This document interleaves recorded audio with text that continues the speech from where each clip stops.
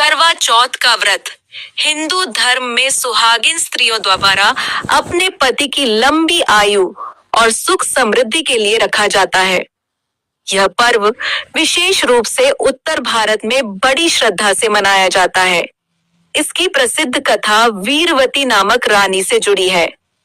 प्राचीन समय में एक साहूकार की 7 पुत्रियां और एक पुत्र था। सबसे छोटी पुत्री वीरवती अपने भाइयों की लाडली थी।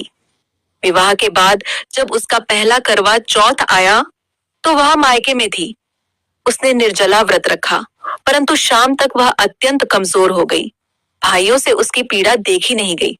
उन्होंने एक पीपल के पेड़ पर दीपक जलाकर छल से चंद्रमा जैसा दृश्य बना दिया और बहन से कहा कि चांद निकल आया है। वीरवती ने चंद्रमा को अर्घ्य देकर व्रत तोड़ दिया।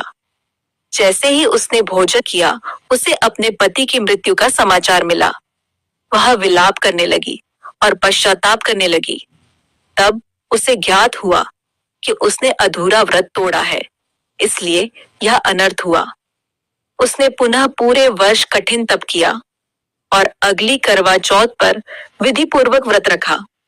उसकी अटूट श्रद्धा से देवता प्रसन्न हुए और उसके पति को पुनर्जीवन मिला। इस कथा से शिक्षा मिलती है कि व्रत श्रद्धा, विश्वास और नियम पूर्वक करना चाहिए। करवा चौथ केवल उपवास नहीं, बल्कि पति पत्नी के प्रेम, विश्वास और समर्पण का प्रतीक है। एकादशी व्रत भगवान विष्णु की आराधना का प्रमुख व्रत है। यह हर माह शुक्ल और कृष्ण पक्ष की 11वीं तिथि को रखा जाता है। इसकी प्रसिद्ध कथा राजा अम्बरीश और महर्षि दुर्वासा से संबंधित है। राजा अम्बरीश भगवान विष्णु के परम भक्त थे। वे नियमित रूप से एकादशी का व्रत रखते और द्वादशी को विधि पूर्वक पारण करते। एक बार उन्होंने वर्ष भर का एकादशी व्रत किया। अंतिम दिन महर्षि दुर्वासा उनके महल में आए। राजा ने उनका आदर सत्कार किया और भोजन के लिए आमंत्रित किया। दुर्वासा ऋषि स्नान के लिए गए और लौटने में विलंब हो गया। द्वादशी का समय समाप्त होने वाला था। धर्म संकट उत्पन्न हुआ। यदि पारण न करें तो व्रत भंग, और यदि भोजन कर लें तो अतिथि अपमान। तब राजपुरोहितों ने सलाह दी कि वे केवल जल ग्रहण कर लें, जिससे व्रत भी पूरा हो जाए और अतिथि का अपमान भी न हो। जब दुर्वासा लौटे तो उन्होंने क्रोधित होकर इसे अपमान समझा और क्रोध में एक राक्षस उत्पन्न किया। तभी भगवान विष्णु का सुदर्शन चक्र प्रकट हुआ और राक्षस का नाश कर दिया। चक्र दुर्वासा के पीछे भी दौड़ा।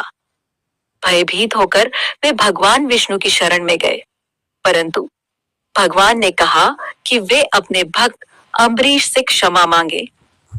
अंततः दुर्वासा ने राजा से क्षमा मांगी और चक्र शांत हुआ।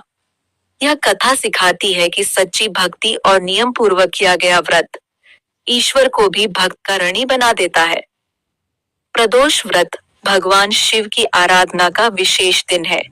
यह प्रत्येक माह की त्रयोदशी तिथि को संध्या काल में किया जाता है। इसकी कथा एक निर्धन ब्राह्मण परिवार से जुड़ी है। एक नगर में एक निर्धन ब्राह्मण अपनी पत्नी और पुत्र के साथ रहता था। जीवन अत्यंत कठिन था। एक दिन उसकी पत्नी ने किसी संत से प्रदोष व्रत का महत्व सुना।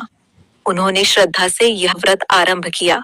वे संध्या समय भगवान शिव की पूजा करते, दीप जलाते और कथा सुनते।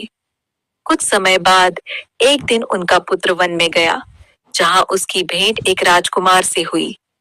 दोनों में मित्रता हो गई। संयोगवश उस राज्य में विद्रोह हुआ और राजकुमार संकट में पड़ गया। ब्राह्मण पुत्र ने साहस और बुद्धिमत्ता से राजकुमार की सहायता की। जब स्थिति सुधरी तो राजा ने प्रसन्न होकर ब्राह्मण परिवार को सम्मान और धन दिया। कहा जाता है कि यह सब भगवान शिव की कृपा से हुआ, क्योंकि वे प्रदोष व्रत से प्रसन्न हुए थे। प्रदोष के दिन संध्या काल में शिव, पार्वती और नंदी की पूजा विशेष फलदायी मानी जाती है। प्रदोष व्रत यह संदेश देता है कि सच्ची श्रद्धा, संयम और नियमित पूजा से जीवन की कठिनाइयां दूर हो सकती हैं। ऐसे ही और कहानी और कथा सुनने के लिए हमारे चैनल को लाइक, शेयर, फॉलो और सब्सक्राइब करें। धन्यवाद। आपका दिन शुभ हो, मंगलमय हो।